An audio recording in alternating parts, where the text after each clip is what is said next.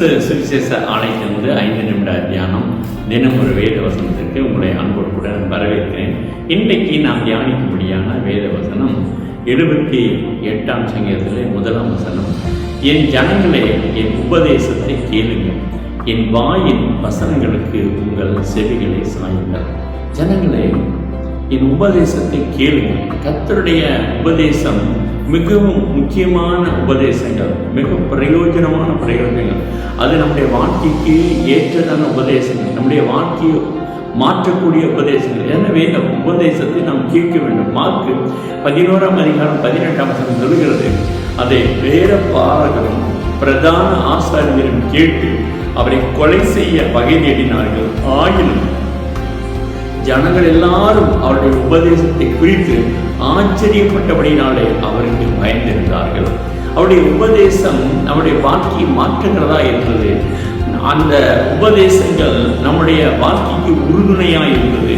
எனவே அவருடைய உபதேசங்கள் எல்லாம் எப்படி இருந்துன்னு சொன்னால், லூக்கா 5ஆம் அதிகாரம் 15ஆம் வசனம் சொல்லுகிறது, அப்படி இருந்தும் அவருடைய கீர்த்தி அதிகமாய் பரம்பிட்டு திரளான ஜனங்கள் அவருடைய உபதேசத்தை கேட்பதற்கும் அவராலே தங்கள் பிணிகளை நீக்கி சௌக்கியமடைவதற்கும் கூடி வந்தார்கள். அவருடைய வார்த்தைகள் சுகமாக்கக்கூடியதாக இருந்தது. அவருடைய பிரசங்கம் அது வாழ்க்கை கட்டுகிறதா இருந்தது. அது வாழ்க்கையை மாற்றக்கூடியதாக இருந்தது. அவருடைய உபதேசங்களிலே நாம் நிலைத்திருக்க கர்த்தர் நமக்கு கிருபை செய்ய வேண்டும். ஆமென். லூக்கா 6ஆம் அதிகாரம் 17ஆம் வசனம் சொல்கிறது, பின்பு அவர் அவர்களுடனே கூட இறங்கி சமனான ஒரு இடத்தில் நின்றார். அங்கே அவருடைய சீசரில் அநேக பேரும் அவருடைய உபதேசத்தை கேட்கும்படிக்கும் தங்கள் வியாதிகளிலிருந்து குணமாக்கப்படும்படிக்கும் யூதேயா தேசத்துக்கு திசைகள் யாவற்றிலிருந்தும் எருசலேம் நகரத்திலிருந்தும் தீரு சீதோன் பட்டணங்கள் இருக்கிற கடலோரங்கள் இருந்தும் வந்தவர்களாகிய திரளான ஜனங்களும் இருந்தார்கள். அவர் பேசுகிற போது அது கிருபையுள்ள வார்த்தைகளாய் கடந்து வந்தது. அவர் இப்படியாக அவர் உபதேசித்து சொல்லக்கூடிய எல்லா காரியங்களும் என்னுடைய வாழ்க்கையை மாற்றக்கூடியதாய் காணப்பட்டது. லூக்கா 21ஆம் அதிகாரம் 38ஆம் வசனம் சொல்கிறது, ஜனங்கள் எல்லாரும் அவருடைய உபதேசத்தை கேட்கும்படி அதிகாலமே தேவாலயத்தில் அவரிடத்திற்கு வருவார்கள். ஆமென்.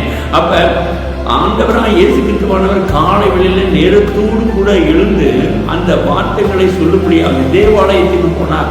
அதனால தான் நம்ம சொல்றோம், காலை வேளையில் நேரத்தோடு கூட கர்த்தரை தேடுங்கள் என்று சொல்லி. கர்த்தர் நம்மோடு கூட பேசுகிற தெய்வம். அந்த வார்த்தைகள், அந்த உபதேசங்கள் நம்முடைய வாழ்க்கையை மிகுந்த பிரயோஜனமுள்ளதாய் மாற்றக்கூடியதாய், பாவத்திலும் சாபத்திலும் விடுதலையாக்கக்கூடியதாய் இருக்கும் இல்லை, சந்தேகம் இல்லை.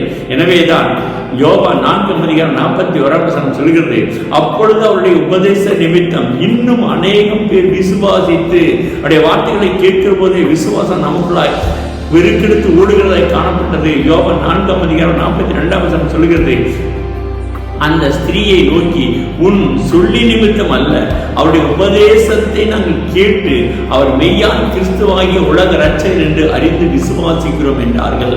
அவருடைய வார்த்தைகள் எவ்வளவாய் நம்மை மாற்றுகிறது என்பதை பாருங்க. லூக்கா 4ஆம் அதிகாரம் 32ஆம் வசனம் சொல்கிறது, அவருடைய வசனம் அதிகாரம் உள்ளதாக இருந்தபடியால் அவருடைய போதகத்தை குறித்து அவர்கள் ஆச்சரியப்பட்டார்கள். ஆமென். அவருடைய போதகம், அவருடைய வார்த்தைகள், அவருடைய உபதேசங்கள் வித்தியாசமாக இருக்கிறது நான் பார்க்கலாம். யோவான் 5ஆம் அதிகாரம் 24ஆம் வசனம் சொல்கிறது, என் வசனத்தை கேட்டு என்னை அனுப்பினவரை விசுவாசிக்கிறவனுக்கு நித்திய ஜீவன் உண்டு, அவன் ஆக்கினை தீர்ப்புப்படாமல் மரணத்தை விட்டு நீங்கி ஜீவனுக்குட்பட்டுகிறான் என்று மெய்யாகவே மெய்யாகவே உங்களுக்கு சொல்கிறேன். அவருடைய வார்த்தைகள் வேதம் சொல்கிறது. லூக்கா 21ஆம் அதிகாரம் 33ஆம் வசனம், வானமும் பூமியும் ஒழிந்து போகும், என் வார்த்தைகள் ஒழிந்து போவதில்லை. ஆமென். இந்த உபதேசத்திலே நிலைத்திருக்க நமக்கு கர்த்தர் கிருபை செய்வாராக. இந்த உபதேசத்திலே நிலைத்திருந்து நாம் என்ன செய்ய வேண்டுமா? என் வாயின் வார்த்தைகளுக்கு, வசனங்களுக்கு உங்கள் செவிகளை சாயுங்கள். ஆமென். அவருடைய வார்த்தைக்கு நாம் செவி சாய்க்கலாமா, ஜெபிக்கலாமா? மகா இருந்த எங்கள் ஜீவனுள்ள நல்ல பிதாவே, அருமையான அந்த காலவேளைக்காக நடந்து சொல்லுகிற ஆண்டவரே, உங்களுடைய உபதேசத்திலே நிலைத்திருக்க, உபதேசத்தை கேட்டு அதன்படி நடக்க ஆண்டவரே, உடைய செவியை சாய்த்து அவைகளின்படி நடக்க தன் உதவி செய்வீராக. இதை கேட்டுக்கொள்கிற உங்களுடைய வாழ்க்கையிலும் ஆண்டவரே, இதை நம்முடைய வாழ்க்கையை அபியாசப்படுத்தி உங்களுடைய ஆசீர்வாதங்களை பெற்றுக்கொள்ள, உங்களுடைய வழிநடத்தலை பெற்றுக்கொள்ள கர்த்தர் கிருபை செய்வீராக. இயேசுவின் நாமத்தில் ஜெபிக்கிறங்க ஜீவனுள்ள நல்ல பிதாவே. ஆமென். God bless you. கர்த்தர் உங்களை ஆசீர்வதிப்பாராக. ஆமென்.